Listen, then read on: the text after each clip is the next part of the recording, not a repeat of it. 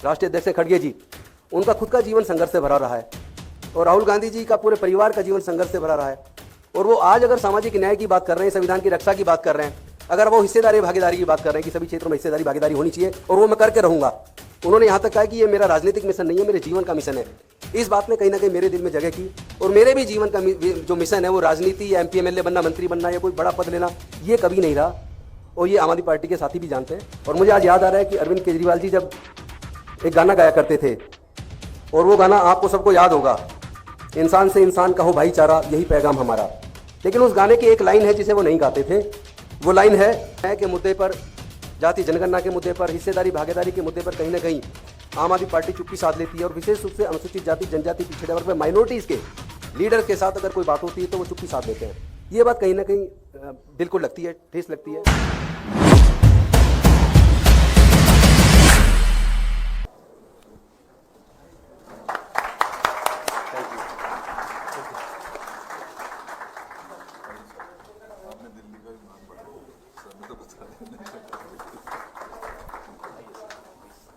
Okay,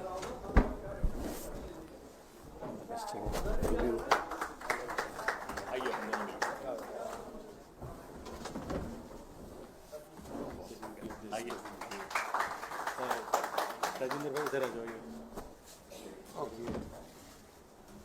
संविधान साथियों, जैसा कि आप जानते हैं कि दिल्ली की सरकार में मंत्री रहते हुए जय भीम मुख्यमंत्री प्रतिभा विकास योजना जैसी योजना हमने बनाई। लोग सीवर में मर जाया करते हैं, कोई सरकार केयर नहीं कर रही है, लेकिन पहली बार मैकेनाइज तरीके से 200 सीवर मशीनें लाके सीवर में उतरना बैन करके सीवर में होने वाली मौतों को दिल्ली में रोका और एक देश के सामने एग्जाम्पल पेश किया कि जो लोग इंसान के मल में उतरते हैं वो भी इंसान है, उनकी जान की कीमत होनी चाहिए। लेकिन अनफॉर्चुनेटली पूरे देश के अंदर हम देख रहे हैं जाति और धर्म के नाम पे लगातार उन्माद पिछले लगभग 10 सालों में बहुत ज्यादा बढ़ गया है। जगह जगह दंगे हो रहे हैं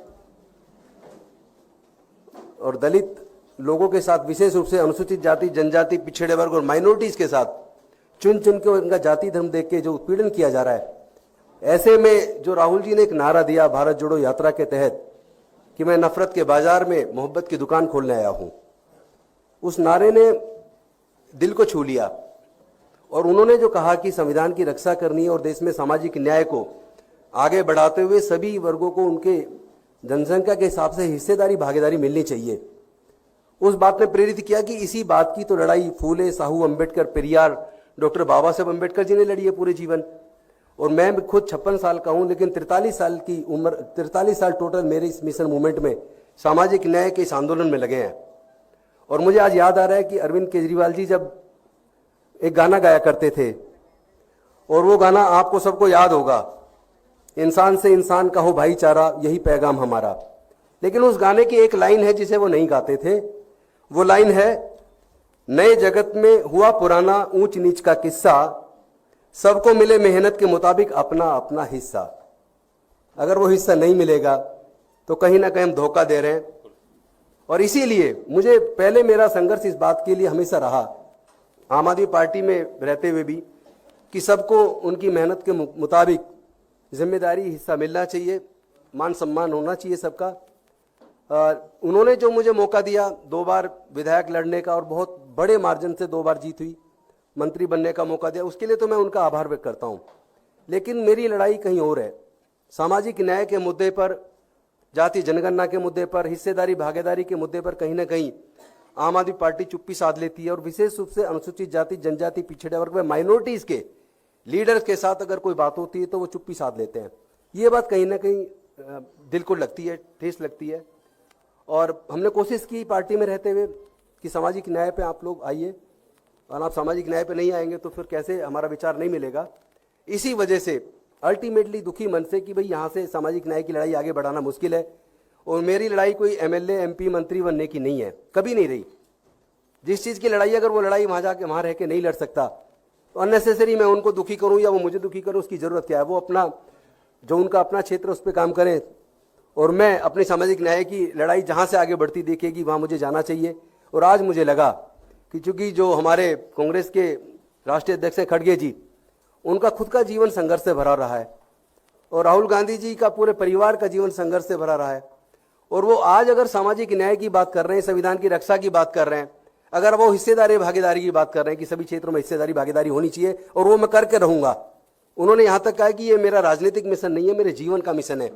इस बात ने कहीं ना कहीं मेरे दिल में जगह की और मेरे भी जीवन का जो मिशन है वो राजनीति या एमपी एमएलए बनना, मंत्री बनना या कोई बड़ा पद लेना, ये कभी नहीं रहा और ये आम आदमी पार्टी के साथी भी जानते हैं। तो मैं अपने सामाजिक न्याय की लड़ाई को आगे बढ़ाने के लिए आज कांग्रेस को ज्वाइन किया और उन्होंने मुझे बड़े सम्मानपूर्वक ज्वाइन कराया। मैं के.सी. वेणुगोपाल जी जो राष्ट्रीय महासचिव हैं उनका भी धन्यवाद करता हूँ, मुख्य प्रवक्ता पवन खेड़ा जी का भी धन्यवाद करता हूँ, राजू जी का भी धन्यवाद करता हूँ, चूँकि SC/ST OBC माइनॉरिटी मोर्चा पूरे देश का देख रहे हैं और SC/ST के मोर्चे को राजीव त्रिलोटी देख रहे हैं, उनका भी मैं धन्यवाद करता हूँ। दिल्ली के अध्यक्ष देवेंद्र यादव जी, उनका भी धन्यवाद करता हूँ। विशेष धन्यवाद करता हूँ मैं डॉक्टर अनिल जैन जी का, जो मेरे संघर्ष के पुराने साथी हैं। उन्होंने हमने मिलके इस इंडिया गठबंधन के लिए चुनाव के दौरान अपने संविधान सम्मान समारोह के लिए लखनऊ में बहुत बड़ा प्रोग्राम किया जिसमें राहुल जी थे। हमने हरियाणा में पंचकुला में प्रोग्राम किया, अभी बनारस में किया। चूंकि वो नॉन पॉलिटिकल प्रोग्राम है, किसी राजनीतिक मंच से नहीं किए, वो सब संविधान के सम्मान में किए हैं और उस लड़ाई को हम आगे जारी रखेंगे। मैं आप सब साथियों का धन्यवाद करता हूँ। भारद्वाज जी भी साथ बैठे हैं, उनका भी मैं धन्यवाद करता हूँ। हम लोग तो कॉलेज के बड़े पुराने साथी हैं। भारद्वाज जी, हम जब ये यूनिवर्सिटी का चुनाव लड़ते, मैं भी LLM का प्रेसिडेंट रहा उस दौरान। राजेश लिलोटे जी मेरे बड़े पुराने साथी हैं।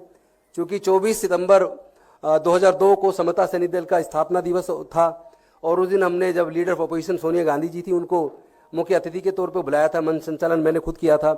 तो तब से मैं क्लोजली वॉच कर रहा हूँ अपने इन साथियों को और मुझे लगता है कि हम लोग मिलके पूरे देश में सामाजिक न्याय की लड़ाई को और मानवता की इस लड़ाई को, इंसानियत की लड़ाई को, जिसमें जाति और धर्म के लिए कोई स्थान ना हो, एनिहिलेशन ऑफ कास्ट जो बाबा साहब ने लिखी थी, मुझे लगता है उसको पूरा करने का समय आ गया है। बहुत बहुत धन्यवाद, शुक्रिया। गौतम जी, आपसे सवाल है कि आपने एक बात कही कि आप सामाजिक न्याय की लड़ाई को आगे लेकर जाना चाहते हैं। क्या आम आदमी पार्टी सामाजिक न्याय की लड़ाई को लेकर आगे नहीं जा रही थी? क्या अरविंद केजरीवाल गंभीर नहीं है सामाजिक न्याय को लेकर? देखिए, अगर होते तो जो 450 के करीब उन्होंने CM fellow, dark fellow, adviser वो सब रखे, तो उसमें रिजर्वेशन देते। मैंने उस वक्त भी चिट्ठी लिखी थी, लेकिन उस पर कोई ये कहा कि ये नौकरी नहीं है, तो तनख्वाह जा रही है हर महीने और जो काबिलियत आप मांग रहे हो, काबिलियत के लोग अगर अनुसूचित जाति जनजाति पिछड़े वर्गों में हैं तो उनमें उनको हिस्सा देने में क्या दिक्कत थी? साथ में एक बात बताइए, आज जो योजनाएं हमने बनाई समाज कल्याण विभाग से संबंधित, SC/ST OBC से संबंधित, माइनॉरिटी संबंधित, सब योजनाएं बंद क्यों हैं? किसी को दर्द क्यों नहीं होता? तब SC/ST OBC माइनॉरिटी के मुद्दे पे बात आती है, उनके जो योजनाएं उनकी पहले से चलती है वो सारी बंद है, तो किसी को दर्द क्यों नहीं होता? उस पर सीरियसनेस नजर क्यों नहीं आती? मेरे मन में वो दर्द है।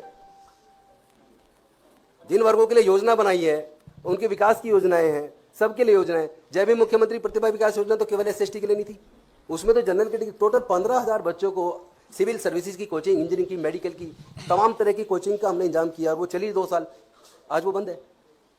दर्द होता है जब बच्चे आते हैं। हमारे अपने इंजीनियरिंग कॉलेज के अंदर अगर 2.5 लाख रुपए साल की फीस है, 4 साल की फीस ही फीस केवल 10 लाख रुपया है। उसके बाद हॉस्टल का खर्चा, खाने का खर्चा, सारे खर्चे जोड़ लिए जाए, 15 लाख से कम में एक बच्चा इंजीनियरिंग की डिग्री नहीं कर सकता दिल्ली के इंजीनियरिंग कॉलेज से। अब पढ़ाई, पैसे के अभाव में बच्चे पढ़ाई छोड़ रहे, कौन देखेगा? मैंने कहा था बजट में कम से कम 150-200 करोड़ ऐसे बच्चों के लिए दे दो जिनके पास पैसा नहीं है, फीस जमा नहीं कर सकते। मेरे पास बच्चे आते हैं, फीस के लिए इंतजाम कर दो। मैं अपने यार दोस्तों से मिलकर 2-4 बच्चों की फीस का इंतजाम किया, लेकिन इतने बच्चे का मैं कहाँ कर पाऊंगा? तो वो दर्द है मेरे दिल में। ऐसे बच्चों के लिए किसी को कोई सीरियसनेस नहीं है। क्या अनुसूचित जाति की किस जाति की कितनी जनसंख्या है? सरकारी नौकरी में किस तरह की नौकरी में कौन सी जाति को कितना हक मिला, किसको ज्यादा मिला, किसको कम मिला? क्या इस तरह का कोई डाटा सुप्रीम कोर्ट के सामने रखा? इस तरह का कोई डाटा तो सुप्रीम कोर्ट के सामने नहीं रखा। फिर सुप्रीम कोर्ट के ख्वाब कहां से आ गए कि भाई कुछ बार जातियों को अनुसूचित जाति में ज्यादा मिल गया, कुछ को कम मिला है? इसका मतलब कोई व्यक्ति है पहले पीछे से एक माइंड सेट बना के बैठा है, किसी ने तय कर लिया कि इसमें झगड़ा करवाना है। सरकारी नौकरियां बची नहीं है, जब नौकरियां ही नहीं होंगी तो फिर झगड़ा किस बात का? दूसरी बात, जब किसी तरह की कोई वैकेंसी निकलती है तो उसमें कोई न्यूनतम क्वालिफिकेशन होती है और न्यूनतम क्वालिफिकेशन वाला आदमी उस एग्जाम में बैठ सकता है। जब एग्जाम में बैठता हो तो उस एग्जाम को पास करना जरूरी है। पास करने के बाद उसकी मेरिट बनेगी, मेरिट में नंबर आएगा तो उसको मिल जाएगा। उसमें अनुसूचित जाति की कौन सी जाति को मिलेगा ये तो पहले से तय नहीं होता। तो फिर ये कैसे कह दिया कि भाई कुछ जाति ज़्यादा फायदा उठा गई है, कुछ जाति पिछड़ गई है। तुम्हारे पास कोई डाटा भी नहीं है कौन सी पिछड़ गई, कौन सी को ज़्यादा मिल गया। तुम्हारे पास ये डाटा भी नहीं किस जाति की जनसंख्या कितनी, किसके हिस्से में क्या आया। तो फिर किस आधार पर आपने ये जजमेंट दे दिया। तो मैं एक वकील पेशे से वकील होने के नाते राजनीतिक बाद में हूँ, मैं एक सोशल एक्टिविस्ट डॉक्टर बाबा साहब अम्बेडकर का सिपाही पहले हूँ। तो मैं तो एक वकील की दृष्टि से पैनी नज़रिए से कानूनी दृष्टि से भी देखूंगा और क्रिटिकली एनालाइज भी करूंगा। साथ में एक पॉलिटिकल आदमी होने के नाते मैं अपने समाज की आवाज़ को बुलंद भी करूंगा, क्योंकि ये जजमेंट अनुसूचित जाति जनजाति के लोगों को आपस में लड़वाने वाली जजमेंट है। और मैं साबित करूंगा कि ये लड़वाने वाली जजमेंट क्यों है, इसके पीछे आधार क्या है। तो मैं वो आपके सामने कुछ तथ्य रखना चाहता हूं। 10 ऐसे PSU हैं जो सेंट्रल बैंक्स हैं, नेशनलाइज्ड बैंक्स हैं। केवल 10 बैंक का बताऊंगा, वैसे तो सोयो ऐसी गवर्नमेंट अंडरटेकिंग्स हैं जिसके अंदर अलग अलग तरह की वैकेंसीज हैं। जब सारा डाटा लेके बैठेगी तो पता लगेगा हम सबके साथ केंद्र की सरकार ने बहुत बड़ा धोखा किया है। पहले मैं केवल 10 बैंक का बता दूं। भारत के 10 बड़े बैंक, उसके अंदर चीफ जनरल मैनेजर की 147 वैकेंसी है। 147 में से 135 वैकेंसी पे स्वर्ण जाति के लोग कब्जा किए हुए हैं। 147 में से 135 यानी 92% पे स्वर्ण जाति का कब्जा है। और 3 वैकेंसी पे केवल ओबीसी है जो 2% बैठता है। 9 सीटों पे शेड्यूल कास्ट है जो 6% बैठता है। और शेड्यूल ट्राइब 0। शेड्यूल ट्राइब का तो उसमें कुछ भी नहीं है। और जनरल मैनेजर की 667 वैकेंसी है इन 10 PSUs के अंदर। इन 667 में से 588 पे स्वर्ण जाति के लोग काबिज हैं, यानी 88%। और उसके साथ 12 नौकरियों में ओबीसी है जनरल मैनेजर जिसको 2% मिला है। 52 सीटों पर शेड्यूल कास्ट है जिसको 8% मिला है। 14 सीटों पे अनुसूचित जनजाति है जिसको 2% मिला है। तो अभी तो जो शेड्यूल्ड कास्ट का शेयर बनता है वो ही नहीं मिल रहा। फिर आप कैसे कह रहे हो कुछ ज्यादा ले गए, कुछ बिल्कुल पिछड़ गए। अरे ये शेड्यूल ट्राइब 0 है भाई। क्या सर्वोच्च न्यायालय के सामने ऐसे कोई तथ्य रखे किसी केंद्र सरकार ने, राज्य सरकार ने, या सुप्रीम कोर्ट ने स्यू मोटो कभी कोई इस तरह की जानकारी लेना चाहा, या केंद्र की सरकार ने कोई ऐसा डाटा उनके पास तो डाटा ऑलरेडी है, क्या इसके ऊपर कभी कोई बात बोली है? या राजनीति करेंगे, वोट की राजनीति के लिए हमें आपस में लड़वाएंगे? ये हमें सोचना है। अनुसूचित जाति जनजाति के लोगों को कौन लोग हैं जो हमें आपस में लड़वाना चाहते हैं। क्योंकि अभी और डाटा रखूंगा, आप चौंक जाएंगे। ये भी सुन लीजिए आप। हरियाणा के अंदर अनुसूचित जाति की जनसंख्या 64,38,950 है। 64,38,950। इसमें A group, B group, C group, D group. A group के अंदर 17 जाति ऐसी हैं जिसका आज तक एक भी आदमी ए ग्रुप की नौकरी में नहीं है। अनुसूचित जाति का 17 जाति हैं, एक भी आदमी 0, एक भी आदमी नहीं बना। बी ग्रुप में 12 जाति ऐसी हैं जिसका एक भी आदमी आज तक बी ग्रुप की नौकरी में नहीं है। सी ग्रुप में एक जाति ऐसी जिसका एक भी आदमी सी ग्रुप की नौकरी नहीं ले पाया। और डी ग्रुप में 4 जातियां ऐसी हैं, डी ग्रुप यानी चपड़ासी, 4th क्लास वाला जो एम्प्लॉयमेंट में 4 जाति ऐसी जिसका एक भी आदमी नौकरी में नहीं है। उनके बारे में कोई सोचेगा या नहीं सोचेगा? और अगर 147 चीफ जनरल मैनेजर में 135 जनरल कैटेगरी के 92% हैं, मैं पूछना चाहता हूं उसके लिए जो क्वालिफिकेशन चाहिए क्या अनुसूचित जाति के पास नहीं है? मैं ऐसे हजारों लोग दे सकता हूं जो चीफ जनरल मैनेजर की वैकेंसी के लिए मच मोर कॉम्पिटेंट। उन्हें मौका नहीं मिलेगा क्योंकि वहां का कब्जा है, जिसको चाहेंगे बनाएंगे आप। वहां तो आप रिजर्वेशन दे नहीं रहे, जहां हक मिलना चाहिए वहां हकमारी आप कर रहे हैं। और एक और चौंकाने वाला डाटा, टोटल सरकारी नौकरों को तनख्वाह पे केंद्र की सरकार, राज्य सरकारें 3% पैसा खर्च करती हैं। पूरे देश का 3% सरकारी नौकरों की तनख्वाह पे जाता है। तो उस 3% में हमारे हिस्से में तो 1% भी नहीं आया, और उस 1% में आपस में झगड़ा करवा रहे हैं। 97% अदर देन सैलरी, 97% में अनुसूचित जनजाति पिछड़े वर्गों का हिस्सा कहाँ है? हम आपस में इनकी साजिश का शिकार होकर आपस में लड़ेंगे या उस 97% में अपना हक मांगेंगे? खेत की जमीन, जल जंगल जमीन कोई माँ के पेट से लेकर पैदा हुआ है क्या? हाँ, किसने आपको मालिक बना दिया जमीन का? जब आप माँ के पेट से लेकर पैदा नहीं हुए, हम माँ के पेट से लेकर पैदा नहीं हुए, हमारे अंदर भी वही खून है, आपके अंदर भी वही खून है, तो तुम जमीनों के मालिक कैसे हो, हम जमीनों के मालिक क्यों नहीं है? क्या इस पर चर्चा नहीं होनी चाहिए? और एक और महत्वपूर्ण डाटा आपके सामने रखता हूं, क्योंकि जब कोर्ट के सामने लड़ेंगे या सरकारों के सामने अब लड़ाई होगी हमारी, तो हम तथ्यों के साथ बात करेंगे। कुछ लोग हवा में बात करते हैं, हवा में आर्गुमेंट नहीं होता, आर्गुमेंट तो तथ्यों के साथ किया जाना चाहिए। मजेदार डाटा आपके सामने रखता हूं। केंद्र की सरकार की जनवरी 2003 में टोटल नौकरियां ABCD तीनों मिलाकर जनवरी 2003 में 26,29,913 सरकारी नौकरियां थी, जिसमें अनुसूचित जाति की ABCD सारी मिला के केवल 6,14,101 लोग सरकारी नौकरी में थे,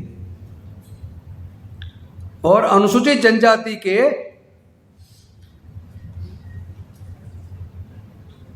6,14,101, अनुसूचित जनजाति के 2,16,950 ABCD सारे ग्रुप की नौकरी में केंद्र सरकार की। और अदर्स, OBC का डाटा उस वक्त नहीं था, OBC का NA लिखा हुआ है। अदर्स लोग थे 26,64,425, 75.5% पे कब्जा अदर्स का। और SC ST OBC सारे जोड़ लो तो 24.5% में सिमटा दिए। तो हकमारी कौन कर रहा है? कौन जवाब देगा इसका? लेकिन ये जो डाटा मैं बता रहा हूं ये 2003 का है। अब मैं बताता हूं जनवरी 2021 का डाटा। जनवरी 2021 में जो केंद्र सरकार की 33,95,476 नौकरियां थी, चूंकि इन्होंने बहुत सारी नौकरियां खत्म कर दी, वो घट के रह गई 18,78,822। केंद्र सरकार की कुल नौकरियां 2021 में 18,78,822 बची हैं, जिसमें अनुसूचित डी ग्रेड तो इन्होंने प्राइवेटाइज कर दिया, ठेके पे दे दिया, आउटसोर्स कर दिया पूरा। फिफ्थ पे कमीशन में उसको पूरी तरह बैन कर दिया। अब सरकारी नौकरी फिफ्थ पे कमीशन में कोई वैकेंसी नहीं निकलेगी, वो ठेके पे भर्ती होंगे, आउटसोर्स कर दिया गया। लेकिन ABC बची। ABC में 3,28,692 लोग 2021 में केंद्र की नौकरियों में अनुसूचित जाति के थे। मतलब जो 6,14,101 थे 2001 में, वो घट के 3,28,682 रह गए। अनुसूचित जनजाति के 1,44,270 रह गए, और OBC के 4,15,342 रह गए, और जनरल कैटेगरी के 9,90,918 रह गए। ये जनरल वाला बैठता 52.7%। और अभी इसमें EWS जोड़ा नहीं है, उसे और जोड़ लोगे तो पता लगेगा 60% नौकरियों पे स्वर्ण जाति के लोग कब्जे में बैठे हैं। तो फिर न्याय कौन करेगा? और इससे भी मजेदार एक और डाटा देके मैं डाटा खत्म करके फिर थोड़ी सी बात करके अपनी बात खत्म करूंगा। स्वीपर की नौकरी, सफाई कर्मचारी की नौकरी, 2003 में अनुसूचित जाति के 73,881 लोग केंद्र सरकार में स्वीपर की नौकरी पे थे, जो 58.57% था टोटल नौकरियों का। ST के 5,605 थे, जो 4.44% था। OBC का NA, क्योंकि उस वक्त OBC का डाटा नहीं था, और अदर्स जनरल कैटेगरी के लोग 46,645 यानी 36.98% स्वीपर की नौकरी पे जनरल कैटेगरी के नौकरी कर रहे थे। वो अलग बात है, वो सफाई का काम करने की बजाय वो ऑफिस में बैठते थे, सफाई का काम वो अनुसूचित जाति के ही लोग करते थे। और ये 2021 में घट के कितने रह गए ये भी देख लीजिए एक बार। 2021 में जो 2003 में सफाई कर्मचारी अनुसूचित जाति के केंद्र सरकार की नौकरियों में सफाई कर्मचारी 73,881 थे, वो घट के 14,534 सफाई कर्मचारी रह गए केंद्र की नौकरियों में, और जनरल कैटेगरी के रह गए 18,295। यानी जनरल कैटेगरी के सफाई कर्मचारी की नौकरी में आज की डेट में एससी से ज्यादा लोग नौकरी कर रहे हैं। हकमारी कौन कर रहा है?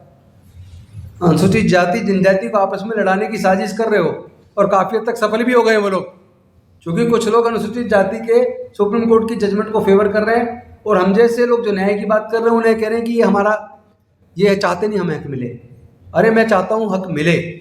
मैं सबके सामने ओपनली कह रहा हूं, अगर सब क्लासिफिकेशन करने से अनुसूचित जाति की उन जातियों को मौका मिल सकता है जो बिल्कुल को नहीं मिला है, तो भैया कर दो, लेकिन उससे पहले ये जरूर बताओ करोगे कैसे। उससे पहले लागू नहीं होने देंगे, पहले ये बताओ करोगे कैसे। क्योंकि जब नौकरी की वैकेंसी निकलती है तो कहीं पे वैकेंसी एससी की 1 है, कहीं पे 2 है, 1208 के करीब अनुसूचित जाति की जातियां हैं। जैसा मैंने बताया हरियाणा के अंदर 78 जातियां हैं, किसी स्टेट में 200 जातियां हैं, दिल्ली के अंदर 28 जातियां हैं। तो अगर वैकेंसी 1 है या 2 है, उसको आप 78 जातियों में कैसे बांटोगे?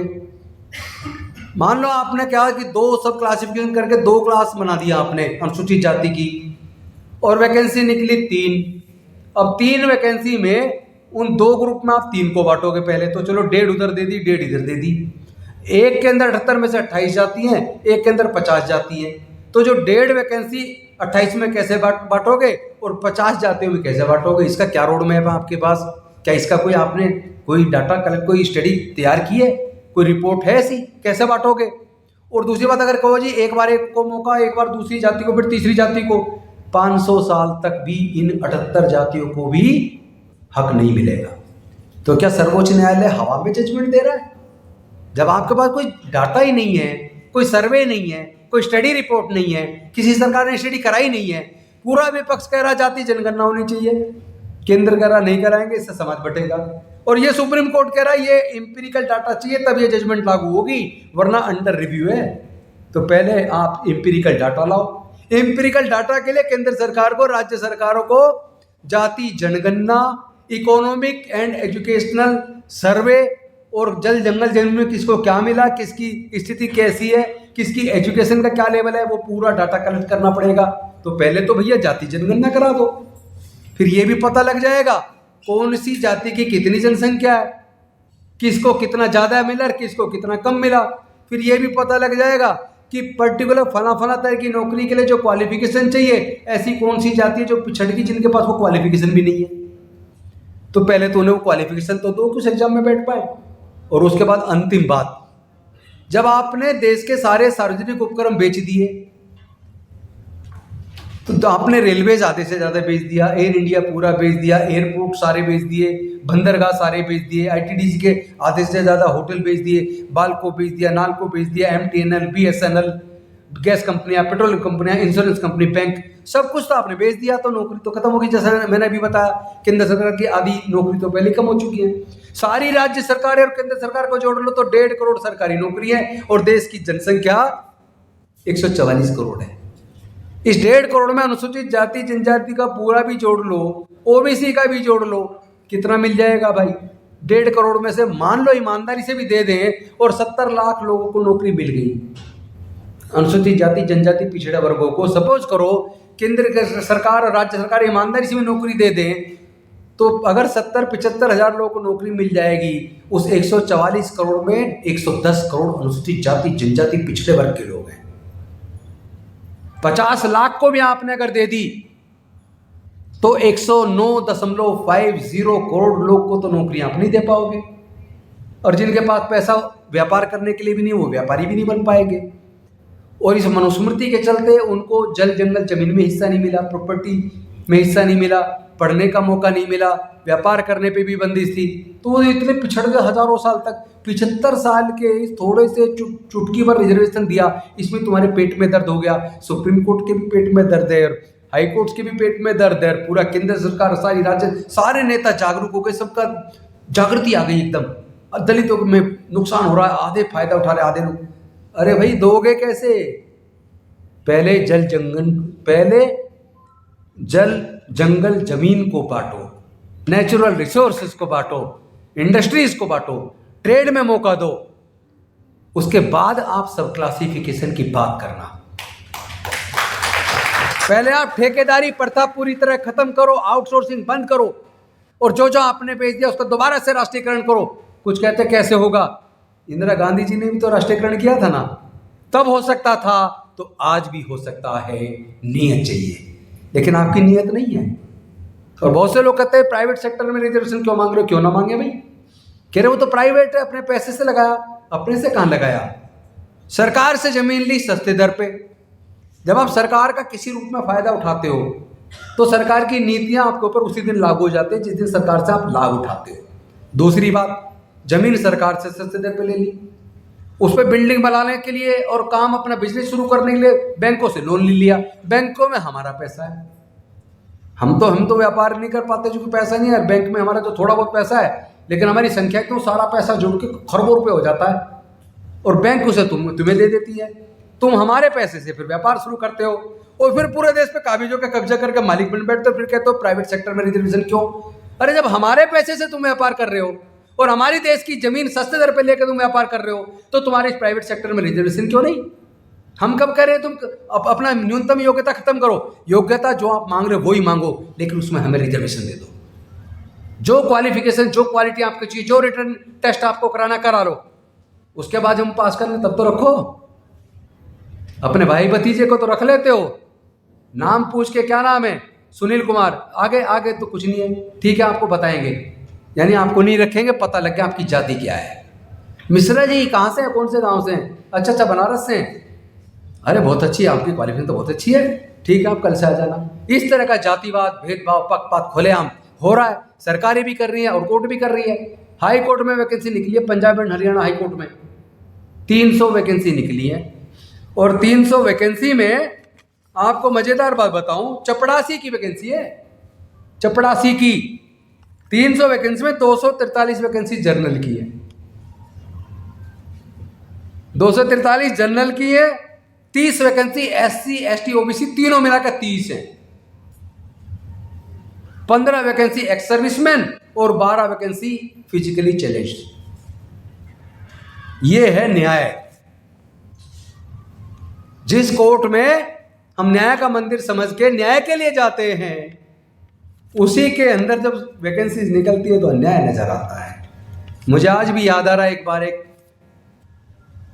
दिल्ली के एक जज ने मुझे कहा कि हाई कोर्ट में एक वैकेंसी निकली है डिस्ट्रिक्ट कोर्ट के लिए 4th क्लास की, तो सारे जजों ने कोशिश की मेरा रिश्तेदार लग जाए, मेरा रिश्तेदार लग जाए, क्योंकि वहाँ कोई रिटर्न टेस्ट तब होता नहीं था।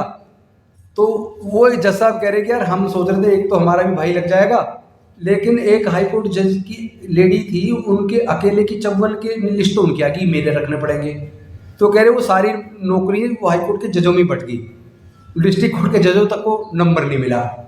और मैं ऑन रिकॉर्ड कैमरे के सामने बोल रहा हूँ ये बात, वो सुनी भी जाएगी। कंटेम्प्ट ऑफ कोर्ट करें तो कर लें, लड़ाई तो लड़ेंगे, जेल जाके लड़ेंगे, लड़ना पड़ेगा। आप झुकने से काम नहीं चलेगा, ना झुकेंगे ना रुकेंगे ना बिकेंगे ना डरेंगे, हम लड़ेंगे, अपने हक के लिए लड़ेंगे। और ये जो लोग हमारे लोगों को आपस में लड़वा रहे हैं सब क्लासिफिकेशन के नाम पे, मैं अपने उन लोगों को भी कहना चाहता हूँ कि तुम्हारी से जितने सफाई कर्मचारी की नौकरी पे तुम नौकरी कर रहे हो, उससे ज़्यादा पे जनरल वाले नौकरी कर रहे हैं, पर सफाई का काम तो तुम करते, वो तो नहीं करते। उस हक को तो मांग लो। तो 4th क्लास एम्प्लॉयमेंट पूरी तरह ठेके पे दे दिया, आउटसोर्स कर दिया, जहाँ हम लोग आ जाया करते थे, वो रास्ता हमारा बंद कर दिया। उस रास्ते को तो खुलवा लो, जहाँ तुम्हें मौका वो मौका मिल नहीं रहा। इंजीनियरिंग, मेडिकल, लॉ, मैनेजमेंट, इन सारे तरह की जो नौकरियां, उसमें जो क्वालिफिकेशन चाहिए, कई लाख रुपए फीस चाहिए, मिनिमम 15 लाख ऊपर करोड़ रुपए तक। वो पैसा हमारे लोगों के पास नहीं है कि वो अपने बच्चों को क्वालिफिकेशन करा दे। 0.5% हमारे लोग हैं जो केवल अपने लोगों को इस तरह की पढ़ाई करवा सकते हैं अपने बच्चों को। 99.5% लोग अपने बच्चों को उस तरह की टेक्निकल जो एजुकेशन है, हायर एजुकेशन है, वो नहीं करा सकते, तो वो तो कभी आ ही नहीं पाएंगे। तो हकमारी तो आपकी कर कोई और रहा है, लेकिन ये कह के कि दलितों में ही दलित एक दूसरे का हक मार रहे हैं, लड़वा हमें रहे हो। ये मैं अपने समाज के लोगों से कहना चाहता हूँ, किसी भी कीमत पर आपस में लड़ने की जरूरत नहीं है।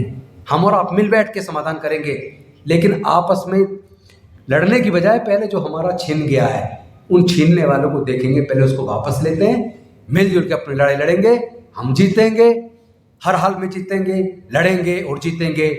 जय जय जय जय जय भीम, जय जय जय जय जय भीम, जय जय जय जय जय भीम।